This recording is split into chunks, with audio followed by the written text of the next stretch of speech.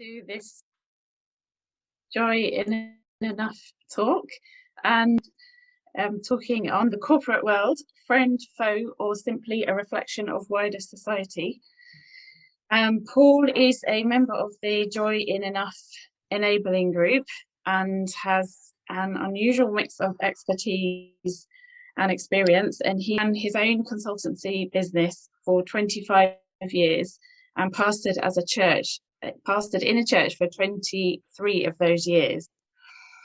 And he is now the global practice lead for sustainable chemistry within a company called Advocacy Consulting Group. And this is a fast-growing consultancy seeking to facilitate corporate change in this decisive decade. And perhaps most of all, it's relevant that he has also acted as a government advisor and UN committee member for nearly 30 years under the Montreal Protocol. So we're speaking to us tonight. So I would encourage everybody to put some questions into the chat as we go along. I hope you caught that. I'll just say it again in case my internet connection lost you there. So do put some questions into the chat as we go along, because we'll have plenty of time at the end to cover those. But for now, I will hand over to Paul to talk to us about the corporate world and his experience and opinions. Well, firstly, thank you very much to Joy in Enough for giving the opportunity to speak to you this evening.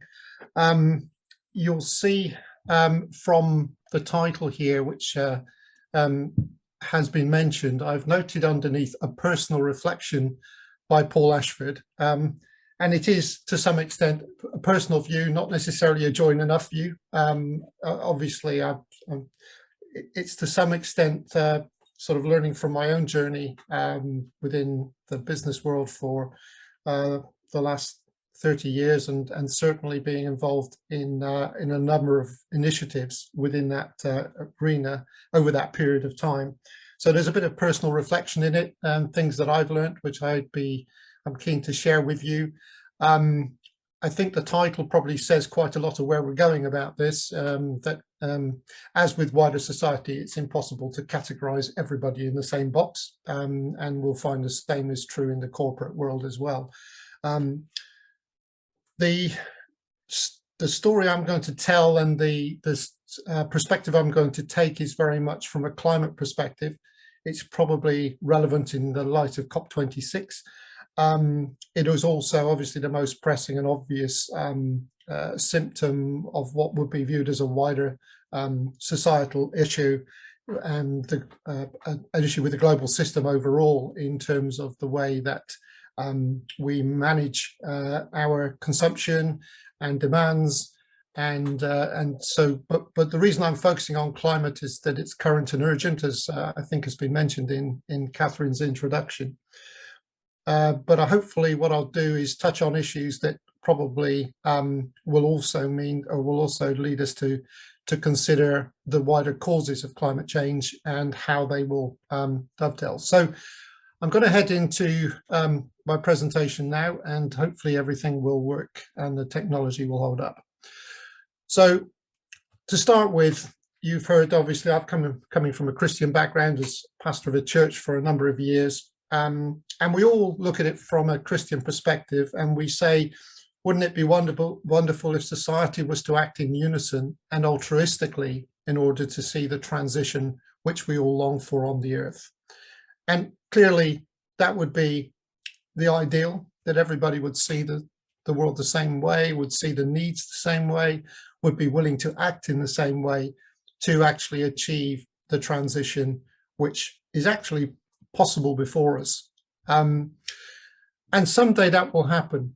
And it will be the kingdom of God, because that's the alignment that we long for in the second coming of Christ, and we expect to see. But of course, depending on your theology, of course, the kingdom is at this stage both now and not yet. And what that means for us is that we actually only see little shoots of the kingdom coming through in what is an increasingly desert area. And I think, I suppose it's possibly a consequence of getting older. You can see I'm not in the hair dye industry, so I'm not using hair dyes. So I'm in the grey zone, as they say. And you do tend to look and think, well, things have actually got worse as I've got older, but I'm not sure that's true. And I talked to my 3 children about that, who are now all adults as well. But they see different perspectives, and it's important to sort of connect through the generations. But the key point here is that we only see small pockets of evidence here and there, but yet we know very much from the climate agenda that we're all facing that there is still so much to do. And it leaves us with the question of how are we to respond? Now, this is the whole purpose, obviously, of Green Christian, thinking this through from a Christian perspective. It's very much at the heart of Joy in Enough, and recognizing in Joy in Enough, certainly, that it's not only individual responses, but it's actually the system itself that needs to change, because so often we run up against the barriers of the system, the global system as it's established, which are causing us to or avoiding us making progress. So in terms, as was mentioned in the introduction, of climate change, I think most see the 2020s as the decisive decade. Certainly a failure to act at this point in time would leave irreversible and potentially catastrophic impacts. But what do we need to bring about the action that we need to, what will bring about the action that we need to take? Well, in the world in which we live, in the absence of the kingdom of God, as I described it earlier, and the sort of complete transformation of the way that we might act, what we find is that money is a significant driving force in what is done. The song says money makes the world go round, and to a large extent indeed it does. So the question really is, are we comfortable with I'm going to move a minute because I'm in a, there we go, I'm in a movement sensitive office which actually turns its light off automatically if I don't, so it's saving energy but not doing much good if I'm trying to talk to you. So yes, so we do know and we do see that actually you need money to both act as an incentive in some cases, but also to facilitate the change we need to see. And the question we need to face is, isn't money the problem? Money is often claimed to be the root of all evil. Isn't our reliance on money problematic? Now, I would argue, and we'll argue during this talk, that money actually is a necessary tool to achieve our objectives, but it is, but it's got to be handled in that way. And as soon as money becomes the motive for action, then we have a problem. And that's really where I'm going to go with this talk this evening. Well, we'll come back to that root of all evil question a bit later on, but the willingness to pay money for something is an expression of the fact that we value it. And that, I think, is an important characteristic to take on board when we are both thinking about our own behaviour and also in terms of the world at large. And certainly at government level, their willingness to invest in change is part of the evidence of an intent. Now, the next question probably we want to ask is, are we happy for us to be paying money to save the environment? Are we happy to see the environment in any way monetized? Because surely this is God's gift to us and free to all. Offered, referred to as the commons, we believe that these gifts must be accessible to all at no cost.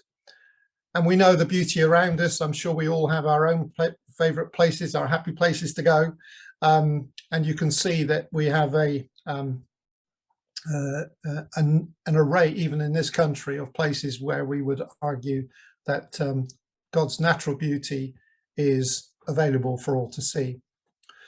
But when things are free, we tend not to value them as we should.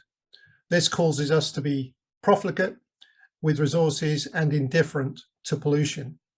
So we go from the sublime to the ridiculous. And what we see is the consequences of our lack of care for the environment turning up in all sorts of places. This one being a very obvious and worrying element of it, not necessarily related to climate, of course, but just our waste practices and our single use of resources, which is so problematic and part of the environmental crisis that we are seeking to deal with. Our societal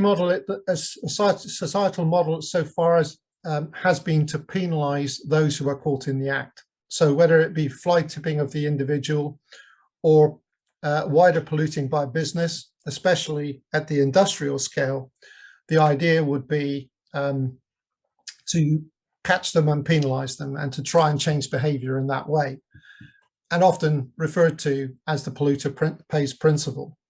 And there are some areas in which that is reasonably effective. However, that's all very well, but it's only those who are caught in the act that actually have to pay the consequences. So what happens when disregard for the environment is endemic and built into our infrastructure and way of life? And that's the next, I think, challenge that we need to face. Obviously, climate is exactly this. It is exactly the embodiment of a failure of society as a whole to respond. And in every part of our lives, we are contributing in some shape or form to an increasing climate crisis. This graph is one of many. We could have chosen all sorts of them. The causes, I think, at the bottom of the screen are equally well known, and we are often part, knowingly or unknowingly, of those issues. And commentators argue that we are now in the first generation which understands something of the consequences of our actions, and yet in climate terms, the last which has the opportunity to do something about it. So when I referred to the decisive decade earlier, it's precisely in that mode. We hear plenty talked about within governments and within corporates and in other places of getting to net zero. And obviously that is a goal, but it is only a goal that says that we stop continuing to add to the carbon dioxide concentration in the atmosphere. It's not saying anything about reducing. We're not going net negative, if I can put it that way. We are just going net zero. So all this is, by 2050 or 2060 or whatever date is set, is actually stopping the situation getting worse. Now, clearly there is an imperative to do that, because there is a possibility of at least limiting the temperature rise and avoiding catastrophic climate change. But we have to recognize that that is an absolutely bare minimum that we would need to create. And ultimately, we're all in this, we're all culpable to some degree or other. And the question would be, would we have a way to contribute to the cost of the actions necessary to put things right? Maybe through taxation or some similar means. I've been a strong advocate of carbon taxation, as I'm sure several of you have, for a long time, but the impacts are substantial.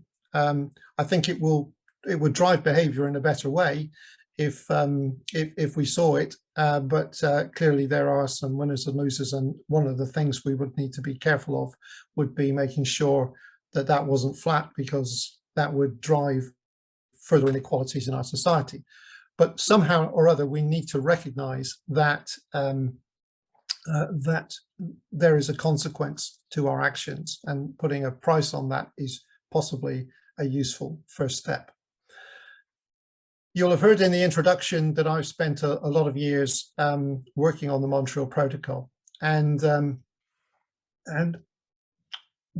it's been an interesting model and an interesting experience, because the way this actually has worked is that in a situation such as ozone depletion and the emergence of the ozone hole, the cause and the effect were, I think, relatively well identified fairly early on. And the fact that the action needed was fairly concentrated on the use of CFCs, which were over probably no more than, say, somewhere between 5 and 10 use areas. You could start to look for technological solutions to prevent the situation getting worse, and you could then implement those solutions, and that would be potentially done by governments or by corporates who were active in those fields. And even to the point not only that governments could pay for their own transitions in their own countries, but they could also put a fund together of sufficient magnitude to help the developing countries, who really probably were not the major cause of the ozone hole, to at least make adjustments in their use of ozone depleting substances, such that they didn't contribute further to it and undo the work that was going on under the protocol. So what we had was a fund under the UN, a multilateral fund, which the developed countries basically contributed to. And that was a fund of about $100 million a year over a period of around about 30 years. It's still ongoing because there are still transitions taking place. But overall, that has been funded by governments, different governments making varying contributions depending on size and capability. But it's been done by multilateral agreement, and essentially it's being paid for by you and I as taxpayers wherever we happen to live. And in that sense, it was an issue which could be managed within the governmental process. And it was done on a no regrets basis, so it wasn't a polluter pays agenda.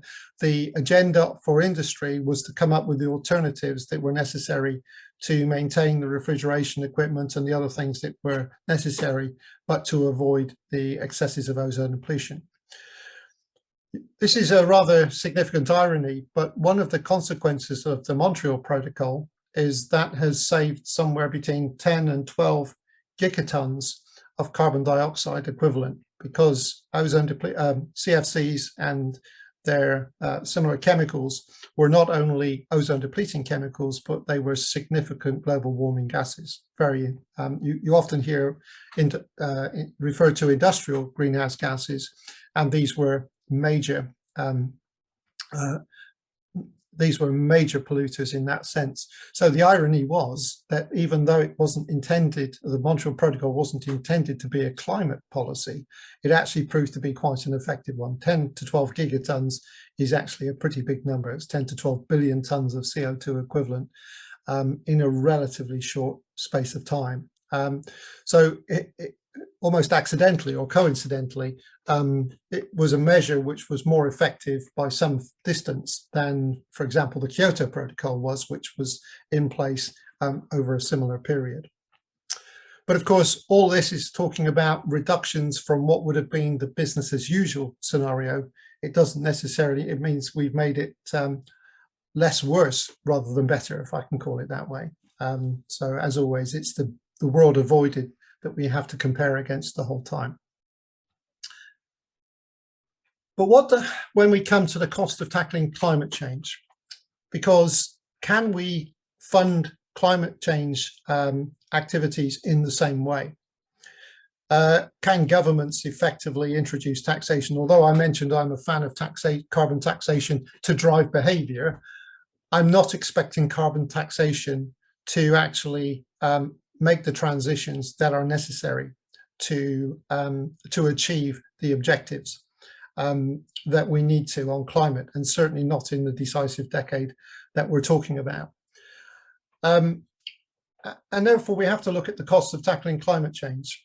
And there are lots of assessments of this, and it's very difficult to work out how you would how you quite quantify it. But the based on the Paris Agreement, the Paris Accords, the estimate is somewhere between 6.9 and $9 trillion a year would be needed up until 2030 to make inroads, proper inroads into the climate issue. Now, you'll notice, if you're good at your arithmetic, that's somewhere between 70,000 and 90,000 times bigger than the funding I've just talked about in the Montreal Protocol. And of course, this really gets governments very worried because, and particularly if they're democratically elected governments, because they fear putting any proportion of that burden on their populations, because the full impact of climate change is somewhere in the future. And they believe that if they tried to introduce taxation of the magnitude necessary, that they would be completely unelectable. And to be honest, they're probably right. I think there would be limits on what folks would be prepared to pay in taxation to achieve this. So the reality is that governments are not empowered to act altruistically. They can't just go out on a limb. They need to have the backing of their people, basically, and can only act through what I've described as enlightened self-interest, which primarily is what the Montreal Protocol did. It acted in enlightened self-interest. People could see that if the situation went unabated, we'd have large increases in UV radiation, more skin cancers, and various other effects on the environment, which would be detrimental. And to that extent, also realized that helping developing countries to respond to that agenda would be important. What they would, so while the Montreal Protocol may have worked, the reality is that governments are unable to act altruistically and really just have to focus on enlightened self-interest to bring their populations with them. Now, there were several documents flying around at the time of Paris, and indeed there has been, they've moved forward into Glasgow, into COP26 on financing climate futures, rethinking infrastructure and policy highlights. So how do we raise the money to actually make these transitions at pace in a way where we can get a response which is sufficiently significant to make an impact on climate and particularly avoid catastrophic climate change? Well, the proposal which was coming through, and this is, you can see, a jointly published document from OECD, UN, and the World Bank. Now, there's a lot talked about where the UN is these days in terms of public-private partnership and the need that they have seen to leverage private money to help in these transitions. And we can decide whether we agree, we like that, or we don't like that, or we agree with it, or we don't. But it is probably the only source of funding which is going to be significant enough to actually make the transitions that are necessary. Governments probably won't get to that point in their own right, not unless they're taxing corporates very highly, and even that would probably be outside of their remit, and still keep those corporates in their countries. So this is the challenge that they have. And yet the irony is that if you make the right investments and you make them early, you can actually gain financially over time quite substantially. So there is a return, and that return can be very significant. So the 90 trillion investment in for infrastructure by 2030 would potentially yield a factor of 4 higher benefits than it costs. But I want to just stop there for a moment and say to ourselves, I mean, in our own houses, there are measures we can always take to save energy and therefore save carbon. If we were to do what is called a deep renovation on our buildings, in other words, put new insulation in, maybe behind the walls, and work on the fabric of the building rather than just replace the light bulbs, we would potentially get more gain and saving than we will just by dealing with the light bulbs or something relatively of the low-hanging fruit. But of course, the expenditure at the front end of doing that is high. you have to invest substantially. Now some, and thankfully more, are willing to do that these days than perhaps even 10 years ago, but it is still not only a significant investment to make, it is also very disruptive on life. And so our tendency is to put that off to another day. And unfortunately, unless the money is available and we can cope with the disruption, that also takes place in our thinking in regards of the wider funding of climate. On adaptation, again, investment in adaptation generates a substantial benefit over time. But again, the earlier you make that investment, the more benefit you will get. So there is a financial case for tackling climate change, and of course, the corporate world recognizes that to be the case. And there is therefore what the corporate world would see as an opportunity. But the question is who should ultimately benefit? Should it be solely the people who are willing to put up the money, or should it be wider society? And where do we draw the boundaries between those two? Because that is, I think, the ethical question that immediately comes up when you start to think about having to rely on private money to actually achieve environmental objectives. And where that takes us is motive. And I will say it probably more than once during this talk that motive is everything. Now, it may not be sufficient always, because even people acting in the best of motives can sometimes make mistakes and do things wrongly. But in terms of corporate behaviour, for me, the purpose on which a corporation is entering into this space is absolutely critical. So the question then becomes, is there a core of investors, whether corporate or otherwise, who are more altruistic or willing to do so? In other words, they are acting to make a difference rather than acting to make a profit. And that is the key question. So those of you who are following the COP26 agenda, when the financiers turned up for the first time, to be honest, in climate negotiations, they were coming with a lot of funding available. I mean, the numbers we're talking about in terms of the transitions that are needed in climate are fully available within the investment community, and they can be met. So they have the capability, probably in a way that no one else has.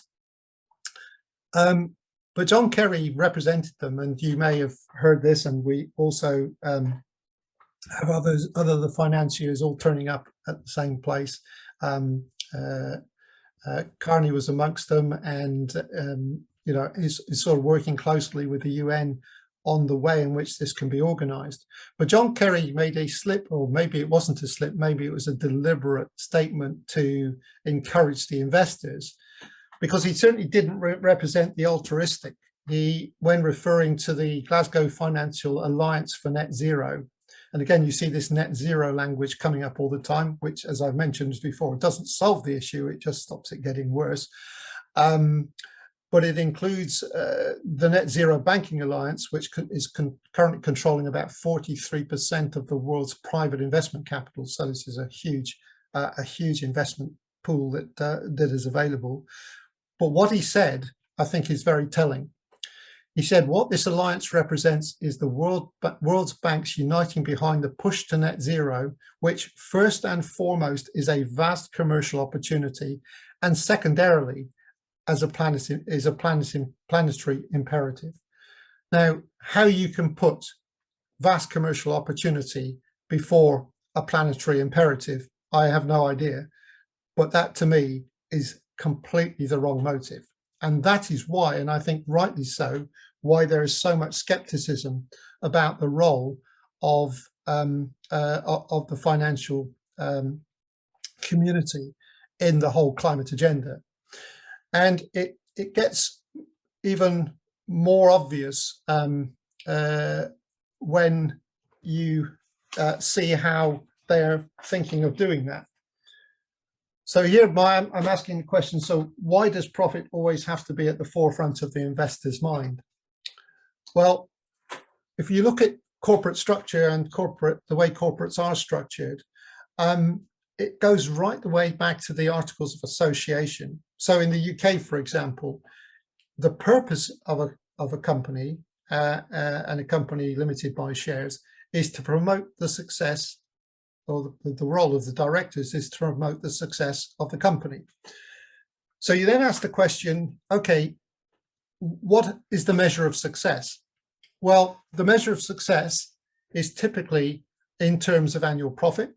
So if I want to value my company, I look at how profitable it is, usually in the last 3 years or so, and that's where and then that will be forecast to a future stream of profits, somewhere 5 or 7 years ahead, and the value of the company to the shareholders will be then set around that point. And so what we end up seeing is directors, almost by law or by purpose, being forced to prioritize profit. And that clearly is exactly what we don't want from financial investment in the climate, in dealing with climate. If we go to publicly listed companies, it's even worse, because they're even under more pressure, because their share price is obviously determined by that view of value and that forecast of profitability going forward.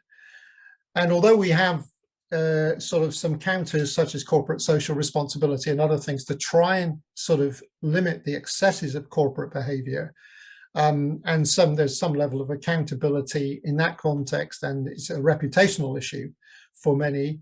What we don't have is a way in which they can express their value in any other way. Now, we've got the Dow Jones Index trying to do some experiments with various aspects of environmental and corporate responsibility agendas, but even that is not going to be sufficient to influence a large number of investors. And so where we end up is that it is the pressure, and particularly the pressure for short-term returns on the publicly listed corporates, which is the major driver. And we have to look at, those of us who have pension schemes, we have to look no further than those to see where that drive is coming from. And so one of the things we can do to influence this, and I'm not really talking about the climate perspective yet, but is to actually ensure that in terms of our pension fund managers, that they have really the whole environmental agenda at the forefront of their mind in terms of investment. And thankfully, there is a growing body of those who are willing to, if I put it this way, put their money where their mouth is in the context of investment in corporates. But it's not changing the fundamental constraint, which is that that directors are actually driven and have to be driven. Their responsibility legally is to promote the success of the company in primarily financial ways. So it's no surprise that that type of shareholder primacy drives behavior which is not going to be necessarily beneficial to the wider stakeholder communities or the environment at large. In other words, if it is those types of companies who are actually investing in the climate, the intent that seems to be there from the John Kerry's statements of this world is that the first and foremost is a commercial opportunity and a way of making money. And that real fact that the planetary imperative, or the profit comes before the planetary imperative, is almost galvanized by what's going on behind the GFANZ, as it's called. Most of the backers for that group are found in the New York Stock Exchange. And they have been moving over the last year or 18 months towards establishing new financial instruments to help them leverage a profit out of the natural environment. And they're called, and you may have heard this in several of the blogs that are floating around, and certainly within Joy and Enough, we've been keeping a close eye on this. They've invented natural asset companies, which will preside over the rights to the ecosystem services produced on a given chunk of land, services like carbon sequestration or clean water. And effectively what this can do is amount to the privatization of nature for profit, which is obviously precisely the counter to what we, from a Joy in Enough or from even just a straight environmental perspective, would not want to see. I mean, it's exactly the wrong model to see introduced. And the danger is, of course, that then they focus on the most profitable pieces rather than the most necessary pieces, and we end up in an even worse situation than we have before. And we have to also ask whether it is right for corporates to have the ability, or indeed any investor to have the ability to own land in this way for effectively the exploitation, or at least the power to be able to use that land or that natural asset to actually generate profits from those who might need the resources that they contain. So this is, I think, a warning sign in many ways. Now, obviously, we can all go and storm the stock exchange, whether it's in New York or in London, or COVID permitting anyway, and we could try and arrest them all for doing that. But I think what we need to understand here is that this is not just a physical issue. This is a spiritual issue, and Ephesians 6 tells us this very well when we read, "For our struggle is not against flesh and blood, but against the rulers, against the authorities, against the powers of this dark world, and against the spiritual forces of evil in the heavenly realms." And what we're seeing here is a battle that's going on over God's earth, effectively, in the context of the principalities and powers behind the financial sector, which are influencing and looking to take a further hold on the natural order. And of course, as this happens on a global basis, the role of the individual national nation state actually reduces. And you can argue that's already happened to quite a significant degree with multinational corporates, but it just erodes it even further, because even the lands that we're talking about, particularly in developing countries, will become further exploited. So exactly not the direction, but we need to understand the battle we're in. And that's really where I think the Christian perspective on this is important. And you might not agree with me totally in the context of my definition of principalities and powers, but certainly it's an element which I've seen acting in my own experience, because I'm going to move again just to keep the light on. The question that gets raised is, what can we do if we want to stop this happening, or stop this happening in the way that it seems to be happening?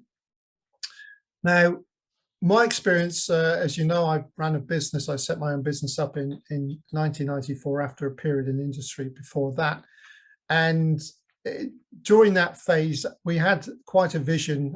It was ironically a sustainability consultancy back in 1994, which was probably a bit before its time, as it turned out. But anyway, we survived and eventually grew, mostly on chemical agenda rather than perhaps on the wider environmental agenda. But my experience of the financial system as a small business owner in Bristol was that it's always been reductionist. In other words, it's not really willing to take risk. It needs to understand the financial returns. That's all it makes its decisions on. So it's very much like the valuations we were talking about earlier. You know, it's a very narrow view of the contribution that a corporate or a company can make. And there's very little imagination for creativity. It's precisely, in my view, the opposite of the kingdom of God. So it's completely the wrong direction of travel. And one of the areas which I saw, and indeed a number of us saw around that time, was the grip that Freemasonry had on the city. Now, you might say, well, what's wrong with Freemasonry? You'll have your own views about Freemasonry. I certainly have mine. I'm expressing them here. You can believe or not, or you can go with me on this or not. But there are certainly principalities and powers out there. This is one I believe to be pretty active. So as a church leader, as a small fellowship, I used to meet up with a small group of fellow church leaders in Bristol every Friday morning. We were quite diligent. We got up to get there for 6 a.m. and we would pray for an hour. And we did that for 2 or more years, I think. It was pretty significant. And we saw lots of things happening in that time, which encouraged us, if I'm honest. I'm not sure we broke through necessarily, but certainly we were able to, I think, make some impact in a small way. And I certainly learned a lot in that period of time about the way that the city certainly was being addressed. We have a group in the city called the Merchant Venturers, and they were part of all of that. And you began to realize how ingrained in the system they were. And of course, you've probably heard this before, but the London Stock Exchange Group, the London Stock Exchange has the largest concentration of Freemasons in Britain during working hours in the square mile. So the connection to me is fairly obvious. And we are, in a sense, I think, concerning ourselves with fighting against that particular version of exploitation, as it were, and control that I don't think we want to see, and certainly don't want to see in our environment. But of course, coming back to my original point, if money is necessary to make the actions happen, how do we attract the money which will do enough and yet not actually put the control and the power and the profits into the wrong places? And that really is the challenge that we are all facing, and certainly is very much part of my line of thinking at this moment in time. So is there an alternative, excuse me a moment while I jump my page, is there an alternative model where where motive is not money but impact? In other words, do we have any form of investor or corporate or anything else who is willing to invest to make a difference rather than invest to make a profit? Now, there has been an emergence of a number of models around this space where people have recognized the need for something of that type. You may have heard in the US the emergence of something called benefit corporations. And they are, I think it's now about 35 or 36 states, actually allow for the introduction of benefit corporations. And basically it's a different form of articles of association for a corporation in which they can build in social impact, environmental impact, and other options for actually driving change within the community. So what you see as a benefit corporation is a corporate structure sanctioned that include positive impact on society, workers, the community, and the environment, in addition to profit as it is legally defined, as its legally defined goals. In that the definition of best interest of the corporation, which is the language of the states, is specified to include those impacts. Now, you'll also see interspersed with this particular connection, this particular slide, is I've also made reference to something specifically called a B Corp, which you might think is the same as a benefit corporation, but it's not, because what it does is it actually introduces a level of performance and standard on the corporates who become B Corps that not only gets them to write this into their articles of association, but measures them on it and actually essentially provides a benchmark, and it's a pretty high bar to achieve that and maintain that performance and that contribution to wider society within its remit. So in other words, a B Corp is a company that really does have to turn around and demonstrate its contribution beyond its profit, that it becomes first. And I've put in this slide that you can look at, obviously, afterwards if you get the opportunity, the comparison between a benefit corporation and a B Corp. And you can see, admittedly, this is a sort of US perspective with state laws. But the thing to mention about B Corps is that is an international agenda rather than just a US agenda. And so what we're beginning to see is the emergence of a significant number of B Corps, which I'll come to in a moment, to actually move this agenda forward. Now, I said this was something of a personal experience. I've obviously talked a little bit about my early years in business and some of the barriers that we faced from the financial sector and the grip of on the financial sector in Bristol. But on a wider base, the company who eventually acquired us as a business, Antithesis, which was a new started company back in 2013, they acquired us in 2014. So we were acquired very early in their process. They were already into being an impact business. That was their ethos. And so what they did, B Corp wasn't really established that much at that stage, but they were trying to structure themselves to actually be looking at their performance from an impact perspective rather than a profit perspective. In other words, money becomes the enabler, not the purpose of the organization. And so they have been working to become a B Corp. They've got enough infrastructure now in place, moved to over 800 employees already in 6 or 7 years. So it's been quite a rapid growth. But they've been able to embody the B Corp requirements into that. And as a quote from their website, from Paul Crew, who is actually a fellow Bristolian of mine, although we didn't know that when we first met, he rightly put, becoming a B Corp entirely aligns with the fundamentals of why Antithesis was established. And Antithesis, what we're doing is that we're actually trying to assist the corporate world, and indeed quite a lot of work with the public sector, with councils and with cities, to get them to look at ways of reducing their carbon footprints in a meaningful and lasting way, not just netting off against something else, but actually making the measures themselves. And what Paul says is that the B Corp entirely aligns with the fundamentals of why Antithesis was established. Our vision of making a positive and significant impact on sustainability issues has stayed true throughout our journey. And from my observation of them, I'd say that that's a fair statement. I mean, obviously I'm slightly biased because I'm in it, but equally I also have had this long-standing view well before Antithesis came along.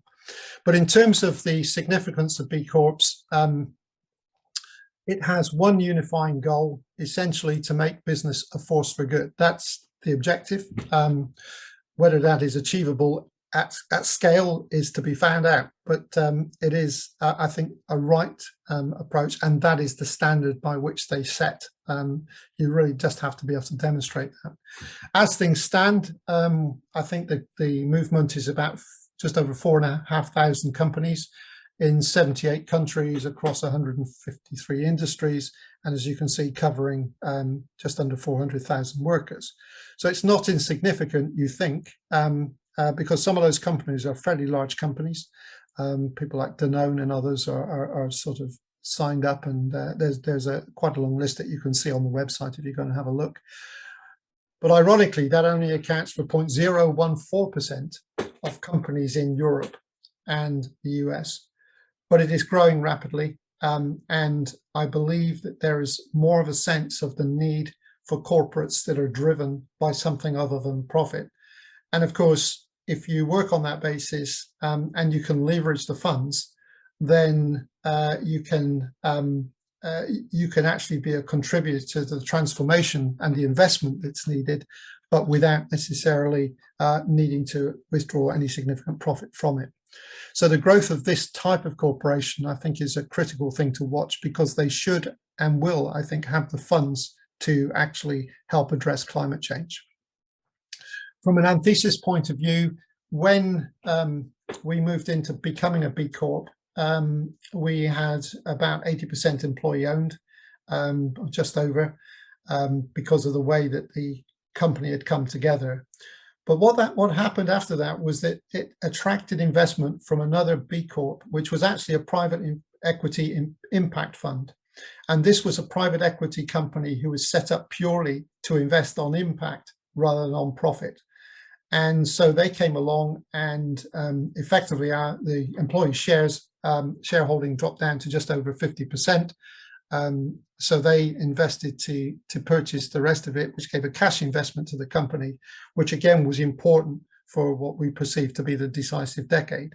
But what that did, of course, is made our ability to impact and to help make changes more significant with our client base, which is again a large number of corporates in their own right. And the goal that's actually sat in our articles is to help clients save 3 billion tons of CO2 by 2030. Now, that's a pretty big number. That's 3 gigatons. That's 6.6 times the UK annual emissions at current rates. So it's not a small ambition, and whether we will achieve it or not is another question. But if you can achieve that sort of saving with 800 people working in the right way, then I have hope that if enough of the corporate world can be swayed into this type of model, and of course it won't be all, because we know it's a battle of principalities and powers, then that's what we'd like to see.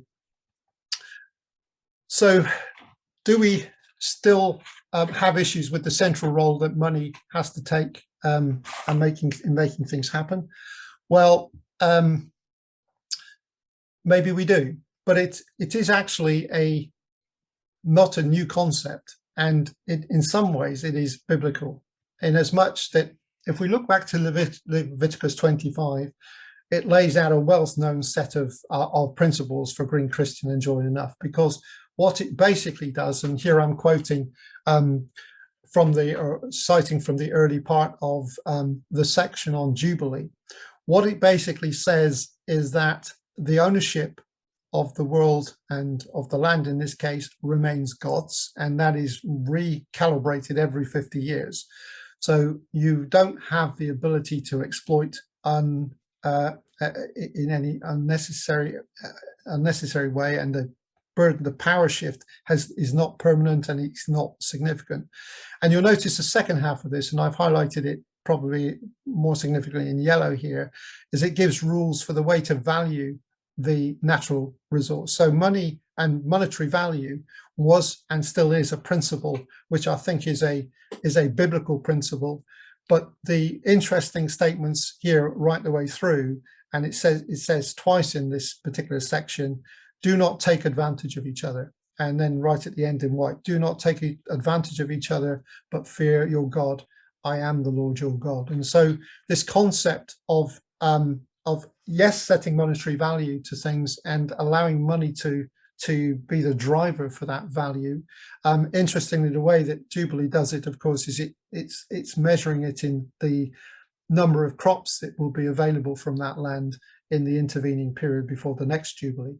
So that's a concept which I take some comfort from, in that there is a possibility to recognize monetary value and monetary needs, but without actually compromising on the ultimate ownership and purpose of the land. So we don't need to be reminded often the earth is the Lord's and everything in it, and that still remains the same today. It will never be the financiers, even if they think it is. It is the Lord's and everything in it.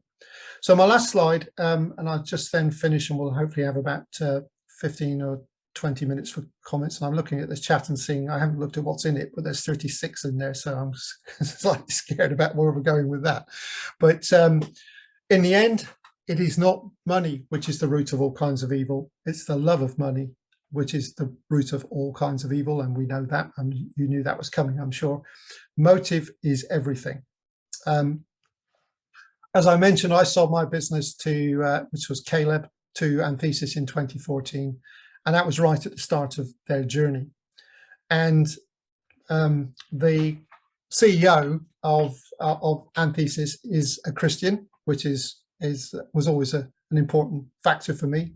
Although clearly he's only one of a number of directors of Anthesis, as am I. But he and I would certainly, up until in the pre-COVID period, always have a curry, roughly about once a quarter. And we will be catching up as much on Christian issues as business-related issues, but we often couldn't separate them, which I always felt was a good thing, because if there's a Christian ethos running through a company's activities, I always feel comfortable with that. And there are plenty of other examples of it.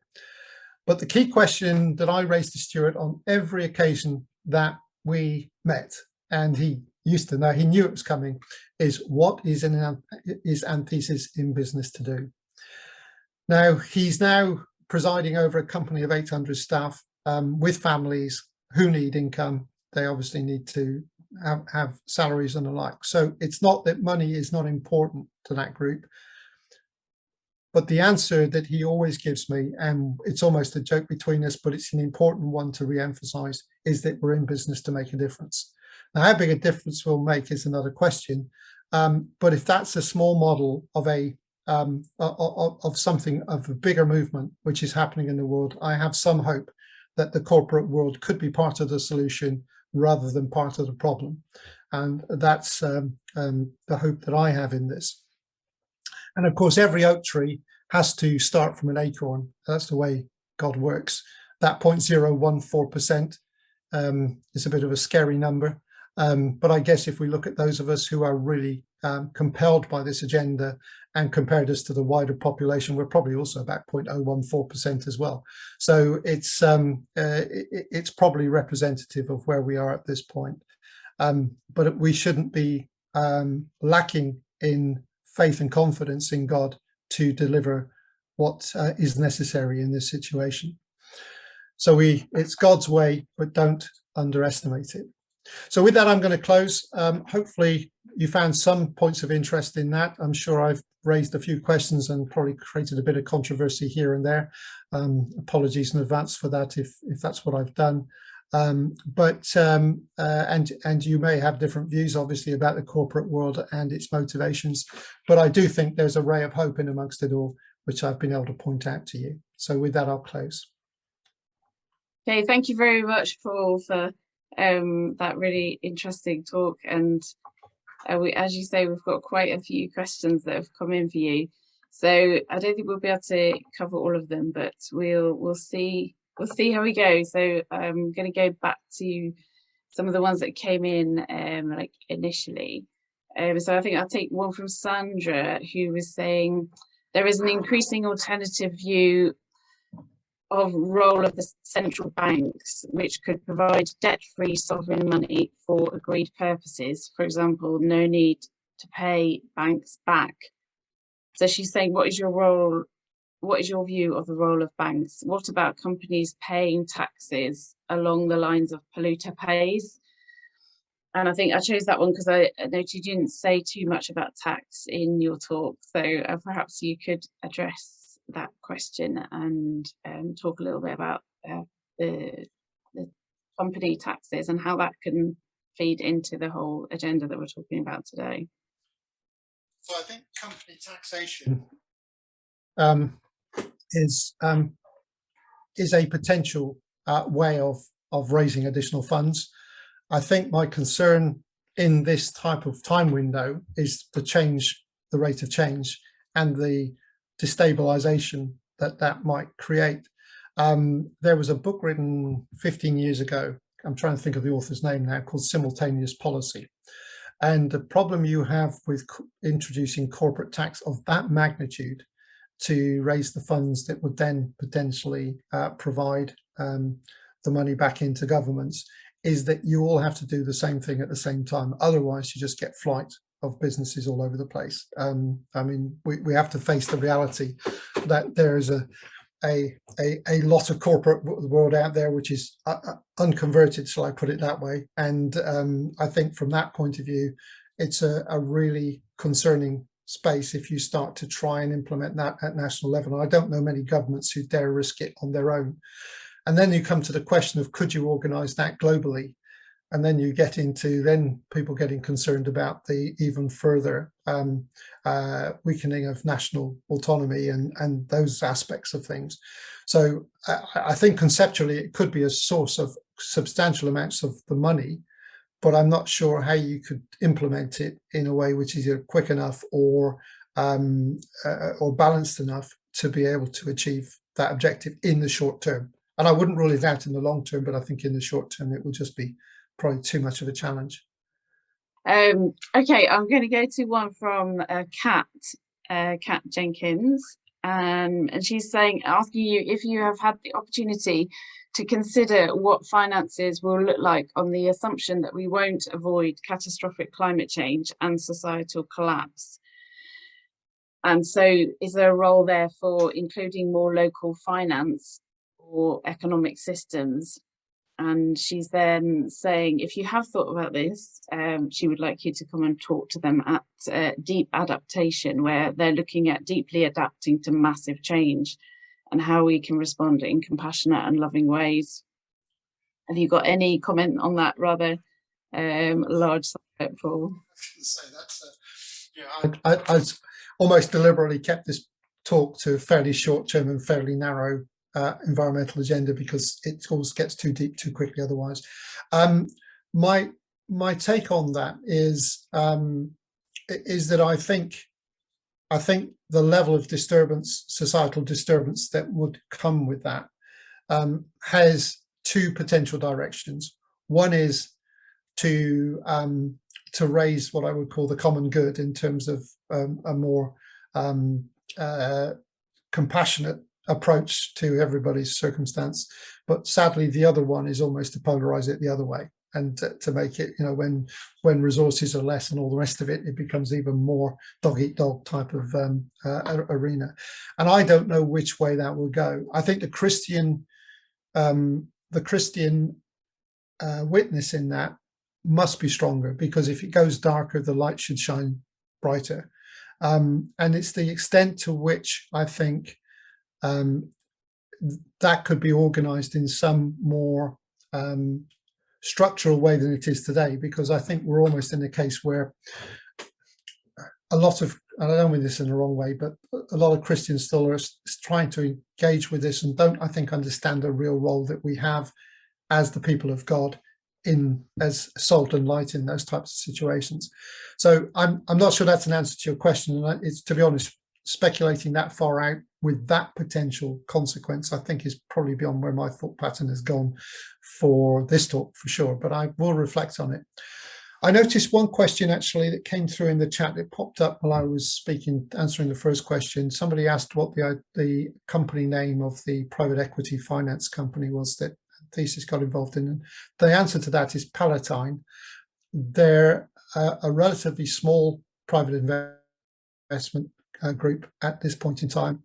And one of their comments is they think we're going to outgrow them, which is, I suppose, good and bad. I'm not sure which, but hopefully they're first of many in the context of actually coming in with the right sort of funding policy. But I just wanted to make that, because as I said, they're a B Corp too. So Palatine was the company in question. Yeah, thank you for that. And kind of linked to what you're saying about B Corps, we've got a question from Rod McCrory, who has had some experience in setting up a community interest company, or a CIC, which is not for profit and has a moral ethos. You say something about them, and he's asking if these could be considered as an alternative to B Corps. There are some similarities. Interestingly, my daughter, who did an economics degree, did her thesis on CICs. So not that means that I know so much about them, but yeah, I think there are similarities. I don't think the level of scrutiny, external scrutiny, is necessarily as high. I would put them closer to benefit corporations. In other words, they have the right structure, but they're not necessarily, if in my understanding at least, and I wouldn't say I'm an expert on it, but in my understanding, they're not putting themselves under quite the same level of scrutiny. One of the things about B Corps is they basically have to almost reapply every 2 years. So there's a real burden on them to be able to deliver or able to demonstrate their credentials at a pretty regular level, which I don't think is the case with CICs, but I may be wrong. Mm-hmm. Okay, thank you. I think I'll move to one which is a little bit more looking at our the ways that we can really make a difference with our personal finances. Garth Wilkinson is saying, for those with a civil service pension, how is it possible to push for ethical investment? And if you could say maybe a little bit more about ethical investment, that and how people can influence that at their own level, perhaps that would be helpful. Yeah, I mean, one of the big challenges with personal pensions or pensions in general, especially if they're sort of company-led pensions, is clearly you can only have limited influence on those, especially civil service. I mean, that's a huge scenario to be able to address. I mean, the only thing you can do to get any sort of real influence is literally to pull your money out and then put it in a personal pension, and then you have some leeway in terms of influence. But of course, that's a high risk, and especially if you've got a sort of final salary pension and all the things that go with that historically, then it's a step too far for a lot of people. But I think I think the opportunity, I think the demand, if I see it right, is growing. And the more the demand grows and the more you see new investment vehicles popping up which have that ethical dimension, then I think what we're going to see is that if the civil service has got more options to invest, and I think it also depends on the colour of the government to a degree as well, but if they've got more options to invest in an attractive way, a more attractive way, then I think that could come in time, but it's not there today. And you can't, you'd struggle to go along to them and say, this is the way you should go. But I honestly think what we're also going to see, because I think there's good statistics around to show it, is that we're going to see a situation where the more ethical companies, and whether they be Corps or not might be a different point, but I think they're going to become more highly regarded and performing than their more polluting and generally less environmentally sustainable companies. And to that extent, that might actually also be a financial driver for the pension companies to move towards that route. But I can't make that promise, and obviously that's a trend that's got to emerge anyway. But I think that's the way in which we might see some influence. But I can't give any hope for the civil service pension scheme on its own. And I should add that I'm not a financial advisor, so nobody should take any notice of anything I say about investing in pensions. Okay, thank you. An important disclaimer, I think. All right, thanks, Paul. Yeah. So I've got a question from John Payne, and I'm quite interested in this one too. Asking your opinion of the utility of investment management corporations. This is a huge company, and hearing that many companies go up a level. There's another company at the top, and it's sort of owned. And someone has commented actually about the wealth and the few people that have all the wealth. Would you say that a company like BlackRock is out of control? Is there any influence that we can bring to ensure that they meet their proper and fair social obligations? So you did freeze halfway through there, so I missed the company name, but no, it's okay. But BlackRock I think is the name of the company. I think I got the message at the second half. So BlackRock, I mean, is the classic example. It's almost the poster child of all that could be wrong with this process. That natural asset Corp company type of agenda is a sort of BlackRock is right in the middle of that. It's hard to say how you tackle it because of that infrastructure that you just described and the multi-layers of it. And that unfortunately is part of the battle we're in, is in some cases to identify where those tentacles of influence are. I think all we can do is continue to research that and try and, to the best we can, stand against it.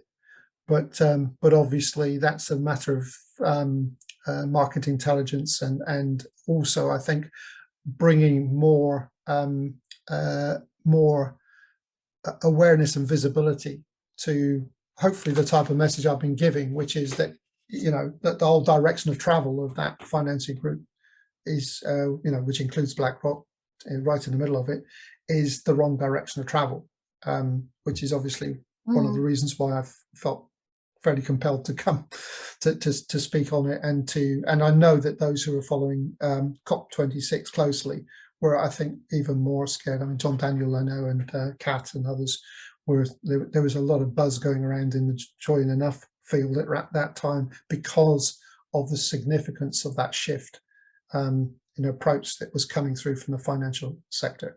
So, not a good answer, but I think we can stand as best we can against it. Obviously, look for evidences and revelation of where those forces are at their worst, and just try and stand against them in any way we can do.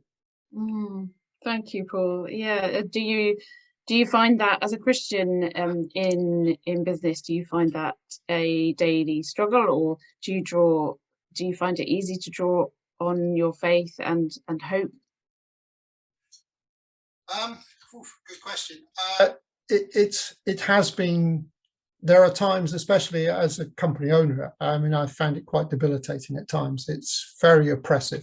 I have to say, within Antithesis, which is not totally Christian by any stretch of the imagination. In fact, we're probably in a very significant minority, but there is an ethos about the company, which means that you're sort of standing together on a lot of these types of issues. So whilst I could give that presentation to an Antithesis team, and some of them wouldn't get the biblical references, they'd get all the messaging. They would understand that dynamic and the difference of good investment and bad investment models. So I find that makes it a lot easier for me now than it was 20 years ago. Yeah, and I think that's something that certainly gives me hope as a Christian, to hear you saying that there are so many people that would understand the values that certainly are Christian values, but maybe not necessarily understood directly as that within business. That kind of means that I'm in a massive minority in this company, because the bulk of the 800 are below 30. And there's a generational issue there as well, which is really interesting to see. The number coming through who really care on this agenda is, I think the generational transition is going to be significant. And I see that even in my own children as well, whose perspectives on some business practices are really quite radical. Okay, well, it's just about 8:15, so yeah. It's time to close. But thank you so much to all of you, first of all, who put your questions forward. I'm sorry I couldn't address all of them, but maybe perhaps we can Paul could have a list of the questions that were asked, and perhaps address those in some way that we can make public to everyone that's been here today. I'd be more than happy to try. Okay, thank you, Paul. I know there was quite a lot of comment going on between people as well, which has been really good to see. So thank you so much, Paul, for joining us and for such a stimulating and interesting talk this evening, and for all of you for your input. Okay, thank you so much, and good night, everyone. We will hopefully see you again for our last talk in this series, which is on the 23rd of February. That's the next one, and we've got Philip Goodchild coming then, who's talking about credit and faith. I hope to see you all then. Well, thank you very much, everyone. Have a good evening.